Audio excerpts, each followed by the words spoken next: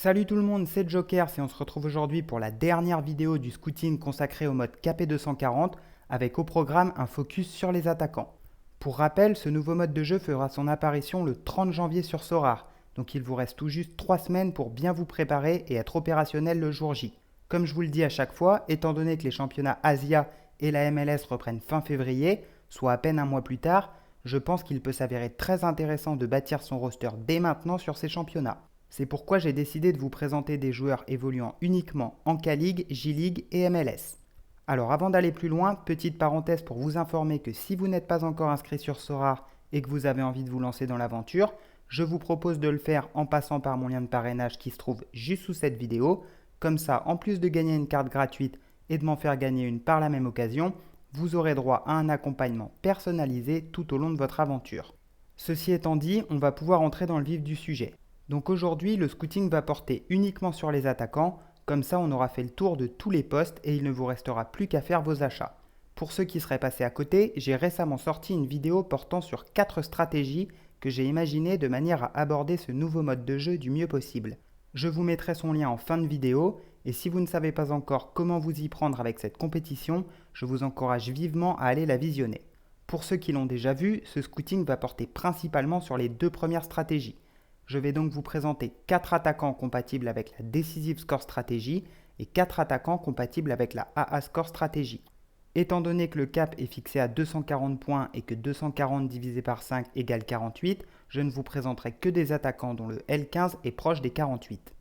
Alors sans plus tarder, on commence avec les attaquants qui entrent dans la Decisive Score Strategy. Donc premier nom, Anderson Lopez. Joueur de 29 ans qui évolue à Yokohama au Japon où il est sous contrat jusque janvier 2024. Au niveau du scoring, on est sur une moyenne de 45,5 en score décisif sur l'année, ce qui est relativement élevé pour son L15. Et en termes de prix, l'average sur les 3 derniers jours est de 0,0238 ETH. Deuxième attaquant, Na Sang-ho. Joueur de 26 ans évoluant à Séoul, donc championnat coréen, où il est sous contrat jusque décembre 2023. Au niveau du scoring, c'est légèrement plus faible puisqu'on est sur une moyenne de 41,8. Par contre, le gros point positif, c'est son L15 qui est à 39, ce qui vous permet d'économiser pas mal de points sur votre cap. Au niveau du prix, vous pouvez l'avoir pour 0,0146 ETH.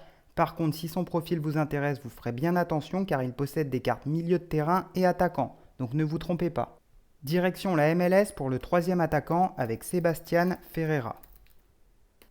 Âgé de 24 ans, il évolue à Houston où il est sous contrat jusque décembre 2025. Au niveau du scoring, c'est pas mal du tout puisqu'on est sur une moyenne de 45,3. C'est quand même 13 buts et 3 passes décisives la saison dernière et je trouve que son prix est relativement abordable puisque vous pouvez l'avoir pour 0,0133 ETH. Et enfin, quatrième attaquant compatible avec la Decisive Score Strategy, Jordan Morris. Donc joueur de 28 ans évoluant à Seattle où il est sous contrat jusque décembre 2023. Au niveau du scoring, c'est quand même plus faible, on est sur une moyenne de 39,9. Par contre, le point positif, c'est son L15 qui est également très bas. Voilà, on est sur du 39. Alors son L5 fait un peu flipper au passage, mais rassurez-vous, il y a ces 2 apparitions d'à peine 2 minutes sur la Coupe du Monde qui baissent bien sa note, ce qui nous arrange au passage puisque ça va contribuer à maintenir son L15 relativement bas pendant un moment. En tout cas, si vous êtes intéressé, vous pouvez l'avoir pour 0,0141 ETH. On va maintenant passer aux attaquants compatibles avec la AA Score Strategy. Et chose qui n'était encore jamais arrivée jusqu'à présent, j'ai retenu un joueur que je vous ai déjà présenté, tout simplement parce que son scoring permet de l'inclure dans les 2 stratégies. Donc il s'agit de Na Sang-ho.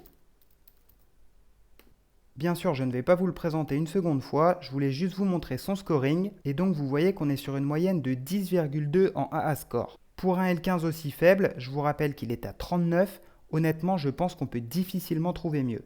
On passe au deuxième attaquant, Daiki Suga. Jeune joueur de 24 ans qui évolue à Sapporo au Japon, son contrat se termine en janvier 2024. Au niveau du scoring, c'est pas révolutionnaire, mais je vous avoue que c'était assez compliqué de trouver des joueurs en Asie qui répondaient bien aux critères de sélection. On est sur une moyenne de 9,7 à l'année, et au niveau du prix, c'est très faible, il est à 0,0044 ETH. Alors comme d'habitude, renseignez-vous bien sur les joueurs que je vous présente avant de les acheter. Moi j'ai pas forcément le temps d'éplucher tous les profils en long et en large, et si jamais vous avez une info sur un quelconque transfert ou autre qui expliquerait son prix, n'hésitez pas à nous en faire part en commentaire. Pour le troisième attaquant, on va retourner en MLS avec Yimi Chara. Âgé de 31 ans, il évolue à Portland. Au niveau du scoring, on est sur une moyenne de 12,8 à l'année, ce qui est quand même bien plus élevé que les profils asiatiques que je viens de vous présenter. Et au niveau du prix, c'est toujours abordable, puisque vous pouvez l'avoir pour 0,0113 ETH. Et enfin, dernier joueur pour clôturer ce scouting sur les attaquants, Raheem Edwards. Donc 27 ans, il évolue à Los Angeles Galaxy où il est sous contrat jusque décembre 2024. Au niveau du scoring, c'est également très correct, on est sur une moyenne de 11,6. Par contre, au niveau du prix, c'est presque divisé par 2 puisqu'il est actuellement à 0,0068 ETH. Voilà pour ce dernier scouting sur le mode KP240. Donc on aura fait le tour de tous les postes en à peine 15 jours. Comme je vous disais un peu plus tôt, il vous reste 3 semaines avant le début de ce nouveau mode de jeu. Même s'il y a une version bêta qui a fait son apparition, il y a très peu de rewards et les paliers ne sont pas encore mis en place. Il vous reste également un bon mois avant la reprise des championnats Asia et la MLS, mais je vous encourage à ne pas trop traîner dans vos achats car on constate déjà une augmentation des prix sur le marché. Concernant les joueurs évoluant en Europe, je pense faire un scouting dans les mois à venir, mais toujours pareil, ce sera en fin de saison de manière à pouvoir profiter des prix quand ils sont au plus bas. Cette vidéo touche à sa fin, j'espère qu'elle vous a plu et qu'elle vous aidera à vous constituer un roster solide pour aborder du mieux possible cette nouvelle compétition. Pour ceux que ça intéresse, je vous mets le lien de ma vidéo sur les différentes stratégies envisageables dans ce nouveau mode de jeu. N'hésitez pas à lâcher un petit pouce bleu et à vous abonner à ma chaîne en cliquant sur le bouton qui s'affiche à l'écran. On se retrouve au prochain épisode. Ciao l'équipe!